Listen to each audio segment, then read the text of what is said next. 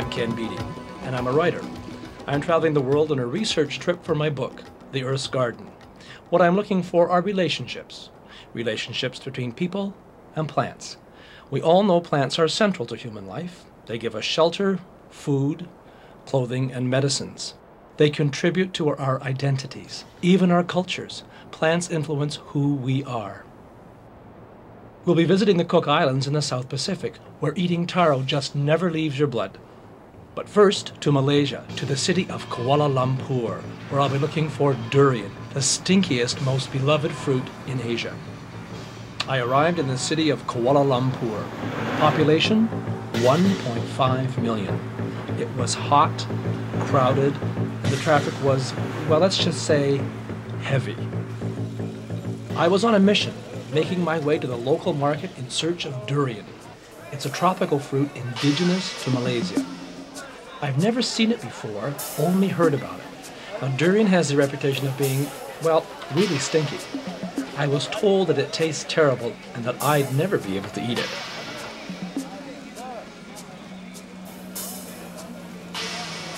Malaysian people, however, love it.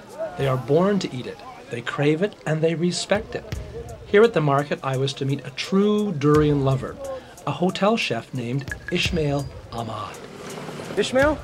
Yes, Ken. Ken Beatty, how are you? Oh, fine, thank you. Boy, they gave me great instructions here how to get into the market. This is marvelous. Yes. But I didn't see any durian. Where do we find this durian? You can find it over there. Up here? You lead, I'll follow. Okay. All right.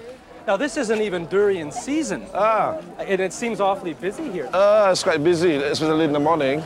Oh, Ishmael, it stinks. That's called durian. I'm sorry. I know it's a Malaysian thing, but what would be like to a Malaysian to have no durian? I'll be humble and quiet because it's once a year they have durian season. Everybody looking for it, buy it, eat it. There are 2 times a year when Malaysians can enjoy fresh durian, early spring and late fall. But new varieties are being developed so durian can be enjoyed more often.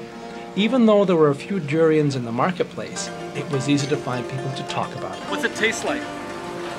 Well, there are so many descriptions. Some people say it tastes like fermented cheese. Well, I like cheese. So some people say it tastes awful, but we locals like it very much. We say it tastes heavenly. How do you eat it? I just eat by finger and take a finger up and put inside the mouth. Raw? Yeah. You have to develop a taste for it. And there are some who just they don't like it. My sister-in-law doesn't taste it at all. You think I'd like it? Like I'm not Malaysian. I'm yeah, European. Usually the Europeans or even the Chinese from China, if they are from outside the country, they wouldn't like it. Many taxi drivers won't let you bring a durian into their car. And some hotels won't even allow them through the front doors and into the private guest rooms. When durian is plentiful in the marketplace, it outsells all the other fruit and vegetables. And when they're scarce, the price of a durian can triple. Shopping for and eating durian, it seems, can be an emotional affair.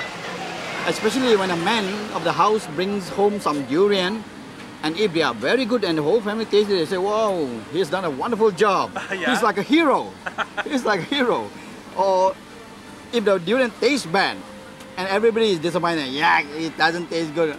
The father is a rogue. He's a rascal. He did something terrible.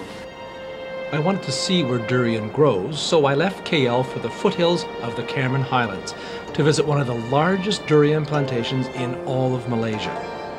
Taman Eden is owned by Mr. Ng and his wife Judy. The Ngs bought the ailing durian farm about 8 years ago as a retirement venture. They didn't intend on it being one of Malaysia's biggest durian farms. Most of the 6,000 trees on the property were overgrown and diseased. However, as true Malaysians, they couldn't bear to see the durian trees go to waste. Tell me, Judy, why did you want to become a durian farmer? When we first bought this piece of land, we call it land, no intention of looking after the trees. It was a jungle when we took over. But subsequently, after taking over, within 6 months, we got interested and become fanatic to look after these trees again. Do you have to be fanatical? I suppose you do. Yes. People say we are a bit crazy to go into the jungle and develop this sort of thing. Is that what I think it is? Yes. It takes a durian tree 6 to 7 years before it bears any fruit, and the average lifespan of a tree is 40 to 50 years. This one's a fair size, isn't it? It can grow as big as 5-6 kilos. You're kidding.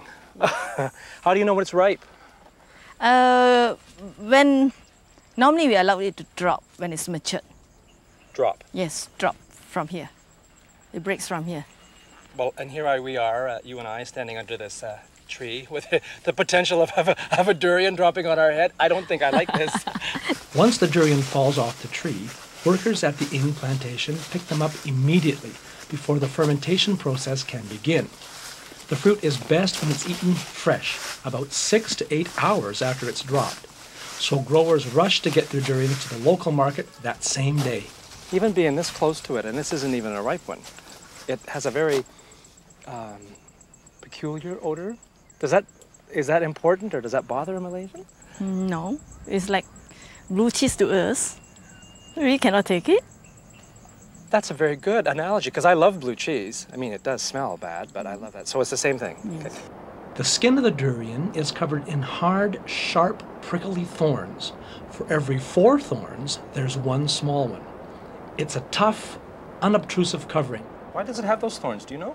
Oh, yes. This one, when it fed up from about 20 feet or 30 feet, Right. but the thorn here, when it touched the ground, so he did not damage inside the fruits. A shock absorber. That's Mother Nature's really smart. Okay.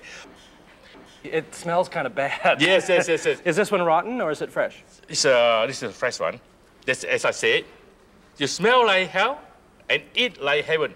The inside flesh of the durian is divided into 4 or 5 parts, and inside each of those parts is a seed, covered in a thick, soft, creamy-colored pulp. Well, I've put this off long enough. When we come back, I'll take my first bite of durian. The Ing's durian trees are spread across many acres of low-lying hills in the Cameron Highlands. It's a tedious job to check the trees, but it's a job they say that they love. After my visit to their durian plantation, the Ings graciously invited me back to their farm building to experience my first taste of durian. Well, you show me how to do it first. I want to do it properly, because this is a big deal for me. Okay. Think I'm going to like it? You should like it. Okay. You must take the first bite. Yeah? Okay. Then don't give it up straight away. Taste it slowly. Oh, sort of roll it around in my mouth a bit? Yes, take it slowly, and then tell yourself you like it. Then you like it. Okay. Yeah, that's Right. how you use your hand. Is this your favorite way of having it, Mr. Ing? You like it fresh like this too? Okay. It's beautiful. Great. I'll take this one at this end, this small pice. Oh, it feels like custard. Yes, it's actually like custard. It's not small. So you just bite it. I think something is there. What's that? Okay, just bite it. Yeah. Oh.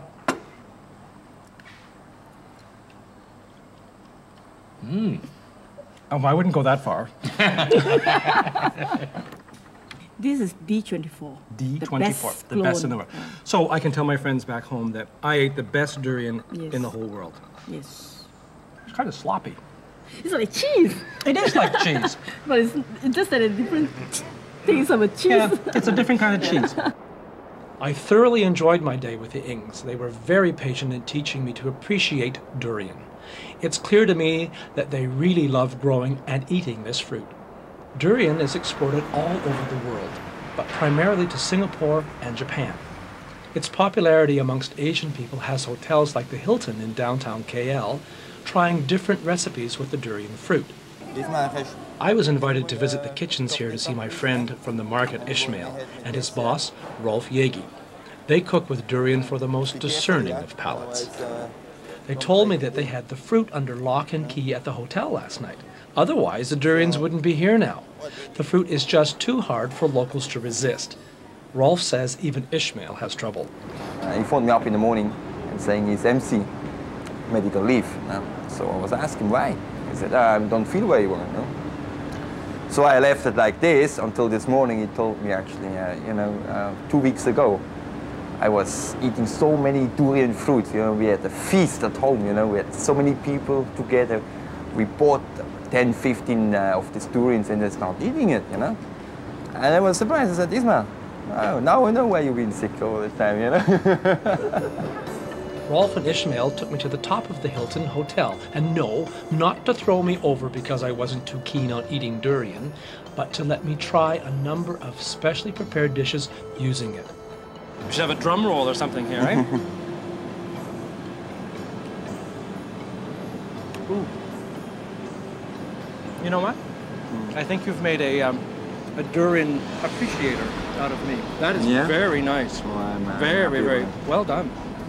Well, after that cake, they couldn't stop me. Yeah. I want you to try this, and then you tell me honestly what you think about it. Okay. I tried durian with chicken, with beef, rolled in shrimp, with fish. You know what? There wasn't one durian dish I tried that I didn't like. And to end my durian taste fest, the chefs prepared Malaysian coffee for me. That cools it down a bit too, I suppose. That cools you down. It makes you relax after a full meal with durians.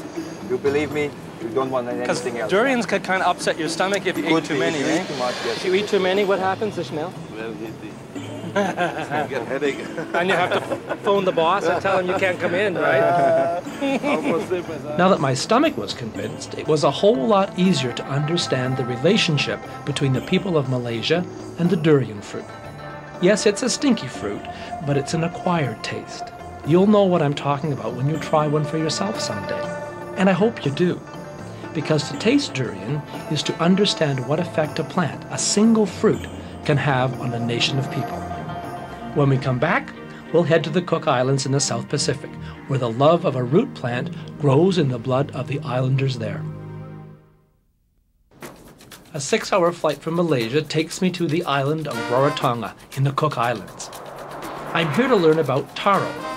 It grows like a potato or a parsnip underground, and for a long time it's been the staple diet of the people of this island.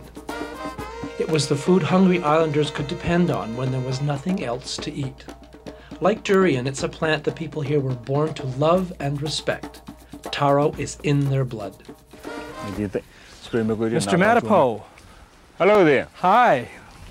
Pleased to meet you. Your neighbor said I could find you out in your taro patch. My name's Ken Beatty. Oh, pleased to meet you. And your name is Teriabi Sabu Matapo.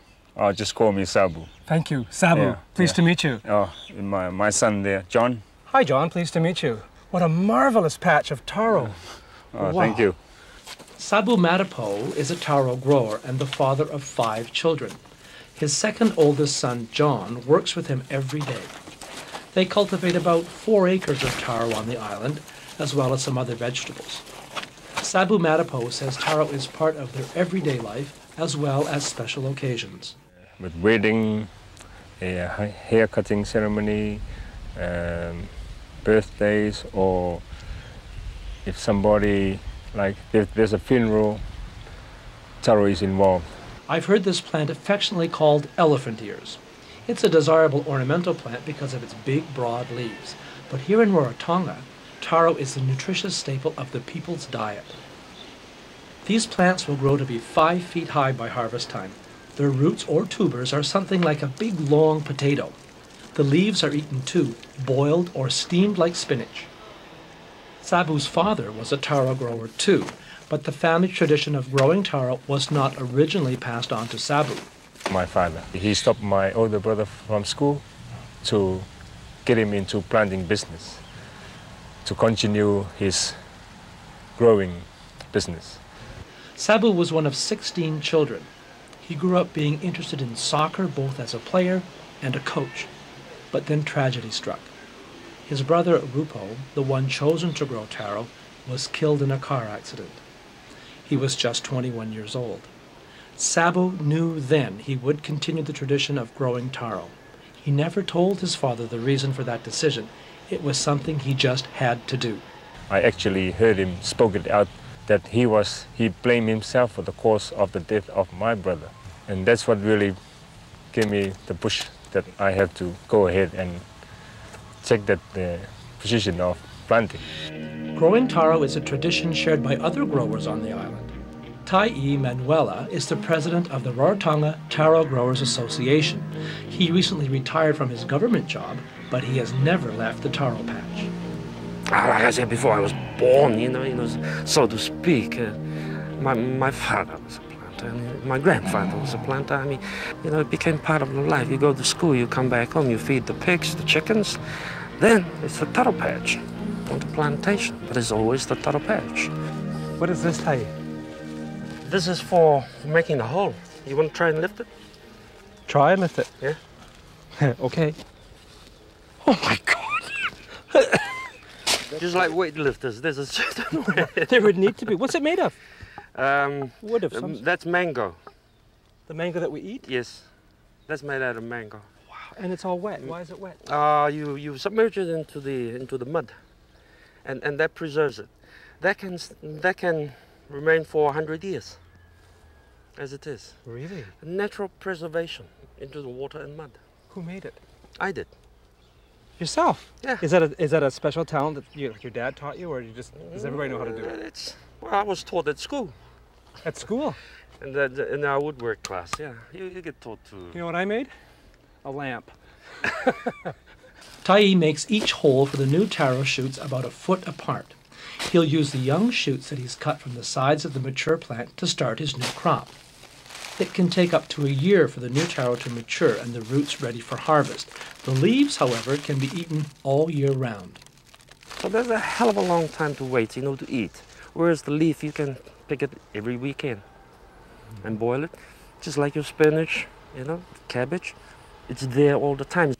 Sabu Matapo works hard to teach his 17-year-old son, John, how to grow taro. The planting period is very short and the work is hard. The taro patch must be cleared of weeds and debris. The drainage moat around the patch allows the water to flow freely away from the taro roots. Now there are two kinds of taro, dry land and swamp. This is swamp taro. The knowledge I got from my father, you have to keep the bed level so that the water doesn't sit inside the bed. If the water stayed in the bed, then the taro will be rotting away before it's ready for harvest. Taro thrives in the hot sun, but the plants can get scorched too. So Sabu and John use palm tree branches to cover a newly planted taro patch. These branches will dry up crispy, while the plants stay protected and moist.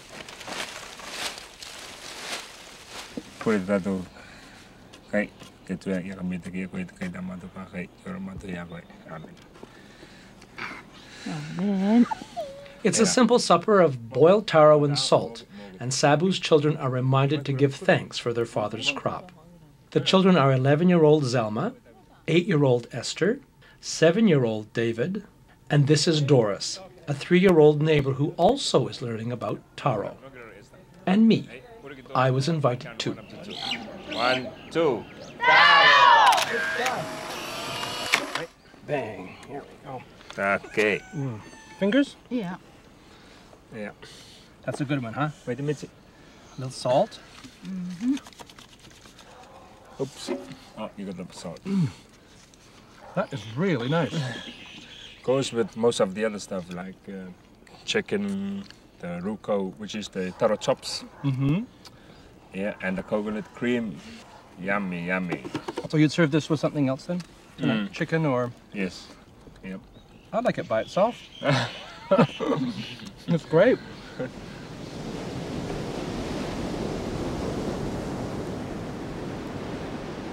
Mary Anderson grew up eating taro in Rarotonga.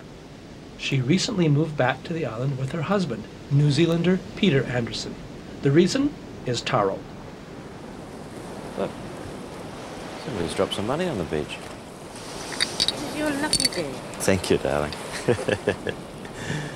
These two feel lucky. They started a small business called Rarotaro, processing and packaging ready-to-eat taro.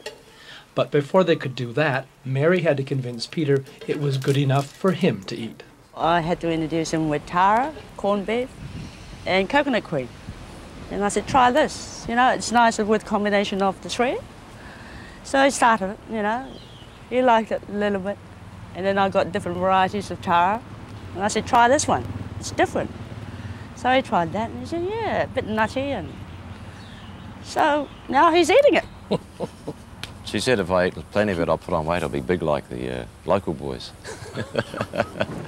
Mary hopes taro will appeal to foreign taste buds. They plan to export their vacuum-packed patties to New Zealand and Australia. Peter used to be a seaman chef, but it was Mary who came up with the recipe. I was working at the fishing club in Tupapa. And then I hear a lot of stories from tourists. You know, they say, I used to ask them, do you like taro?